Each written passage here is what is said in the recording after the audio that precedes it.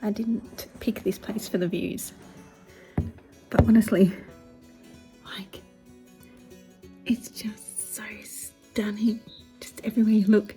And I'm pretty sure that's some fresh powder on the top of those mountains up there. Ah, oh, so amazing.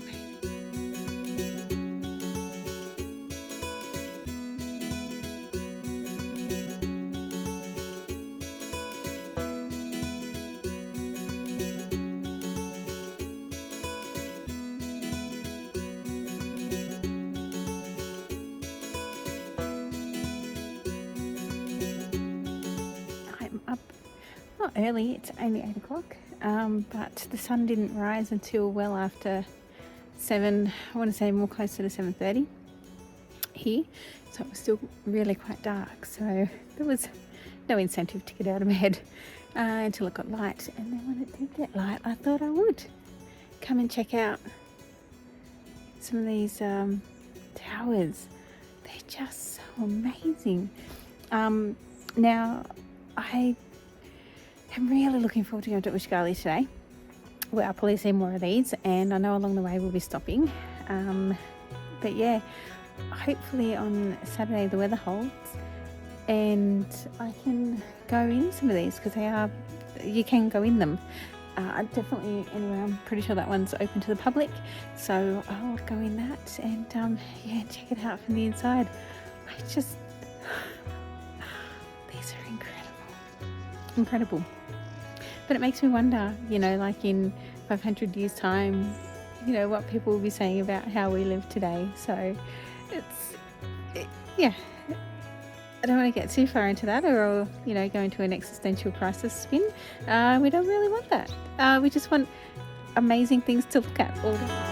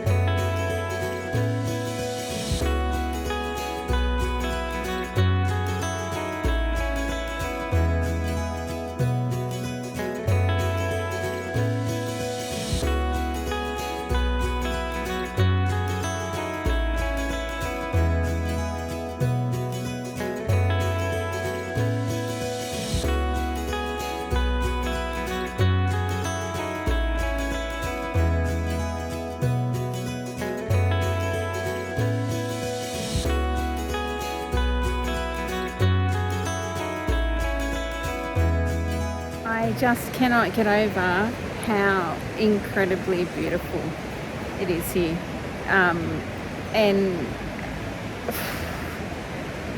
just everywhere I look there's just something else to look at, whether that's the Svan Towers, so the defensive towers on the hillside, whether it's the glacial river running through, whether it's the beautiful yellow leaves everywhere. It's just so beautiful. Oh, I've taken about 1 million photos. I've got about an hour before I need to be on the bus. I'm not quite sure what mode of transport it is. But anyway, I've got about an hour before I need to be at the meeting point. And so there is one thing I wanted to go and see, and it's a Sphinx. Yes, Mestia's own Sphinx. And try and get something to eat and see if something's open. I'm not quite sure. So yeah, there might be things for today. Well, for this morning before the tour.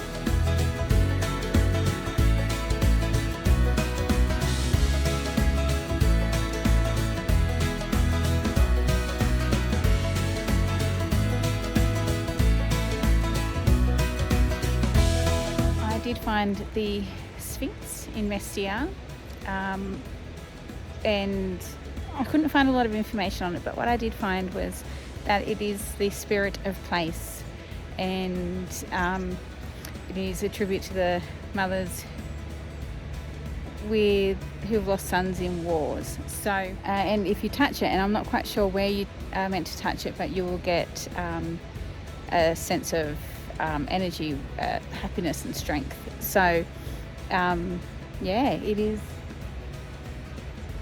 it's quite pretty actually, and it has the most amazing viewpoint. Some more fortified towers, another one there. It's a beautiful church there, snow-capped mountains. Like, it gets to look at that every single day. No wonder why it has, you know, strength and happiness and spirit. So, it's, yeah. Well, now that I've found the Sphinx, I will touch it somewhere. But no, do I touch its hand? And I know what else will make me happy, and that is going to find some food, because my little tummy is hungry after walking around for an hour. All right, let's go see what I can rummage.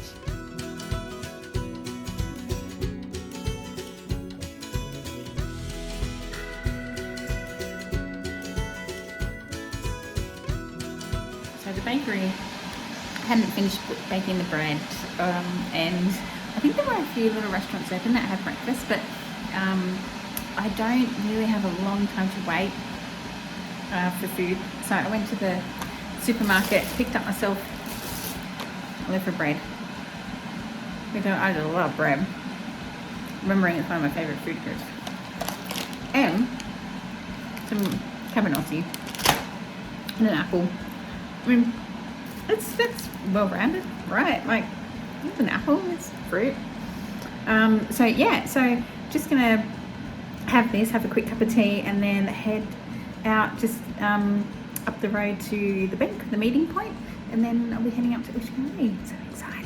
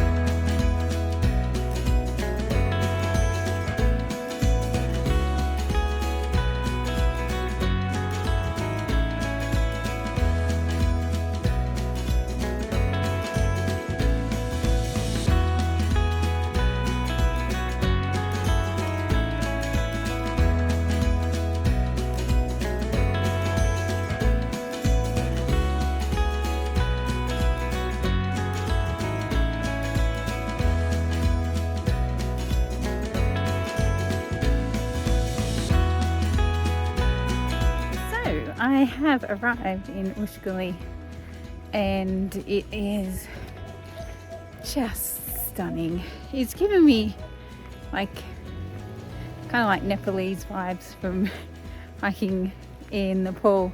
Oh no, it's starting to rain. Oh bugger. I am making my way through the town to the very last defensive tower. Now these towers were built between the 6th and 13th, I think, centuries. So the guide was telling me that the mountain people were free people. They didn't have laws governing them. There was no feudal system. There was nothing like that. And so, but what they did have was clans. And what these defensive towers were they kind of were like a bit of a status thing. They were, you know, a couple families would have one. Yeah, so that's how they came to be. That's where I'm heading up there. I really don't like the look of these clouds. But the other thing too is I came completely unprepared. I didn't expect the weather, which I should have. I mean, it's mountain weather and it's very, very unpredictable. But I'm wearing white shoes. The ground is super muddy. But all good. It is, yeah, it's stunning up here. So there is kind of an older part, which I will get to, but I just wanted to come up this one first and then make my way back through the town or village. So yeah, it's I just can't believe I'm here. Like it's beautiful. This is one of those places, again, I know I keep saying it, but I just never ever thought I'd get here. So yeah, I'm just so excited.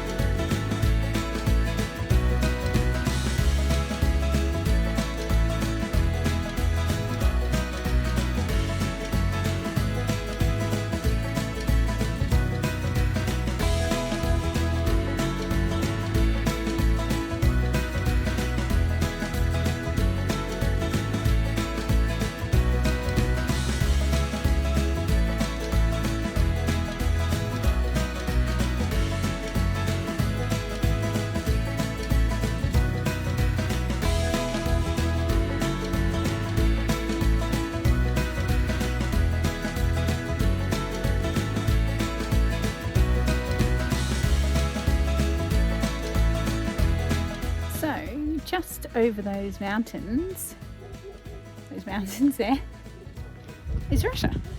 So this location, Ushguli, is really, really close. It is just, yeah, over the mountains. Now, one thing that the guide was also telling me was that the reason why the people up here were free is because it's a mountainous region. It was really hard to attack. So the Persians or the Mongolians or Ottomans, none of them came up here. And if they did or tried, it was just very easy for them to defend against any attack. So that's why they were free people.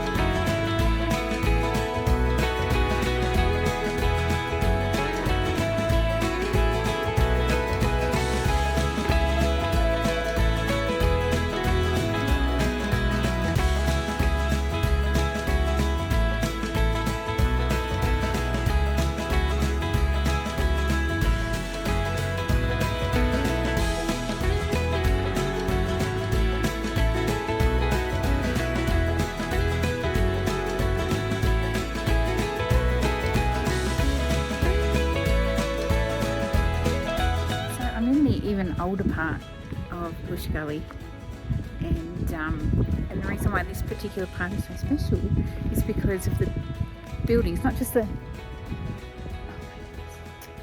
look at this.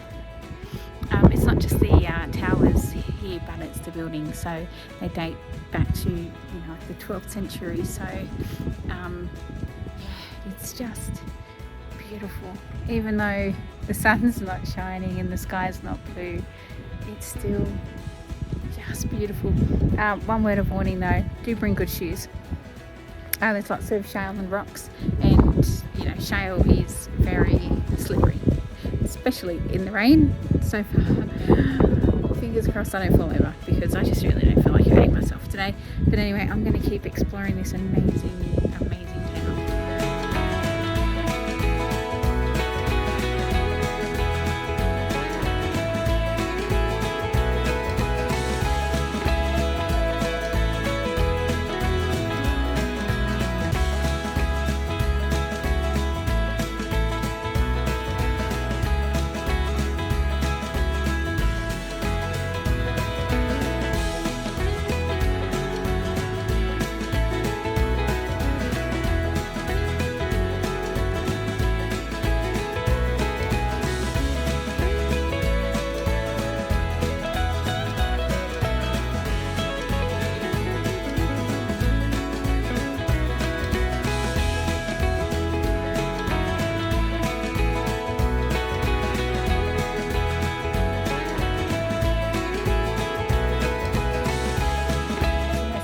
The tour guide to go back to Mestia.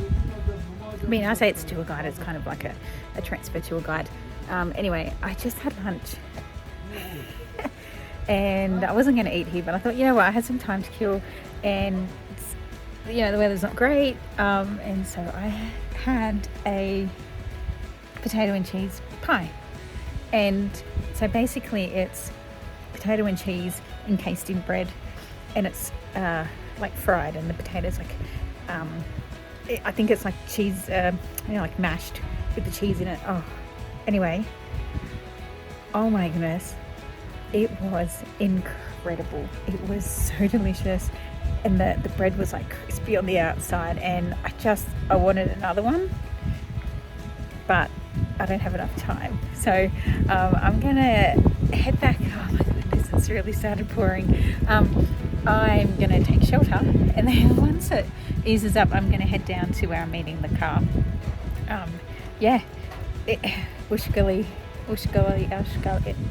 it's been incredible. It's been wonderful, and it's been, everything I imagined, and I really enjoyed it. For me, it was worth the effort, but I don't know if it'd be worth the effort for everyone.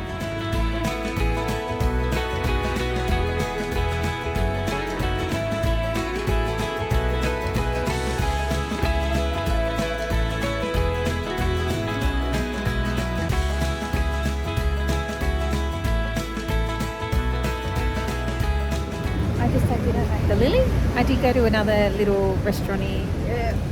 It wasn't really a restaurant, it was just like a little small shop first, but they didn't have any meat-free options, and I really wasn't feeling meat, so I came to this one and I ordered a really yummy vegetable stew that had, you know, eggplant and capsicum and onion and coriander, and it was delicious. It really tasted like something that I'd probably make at home, so I really enjoyed it. Some comfort food and some Mexican potatoes, which are great. Like they're just like, you know, baked potatoes with herbs, but they're so delicious.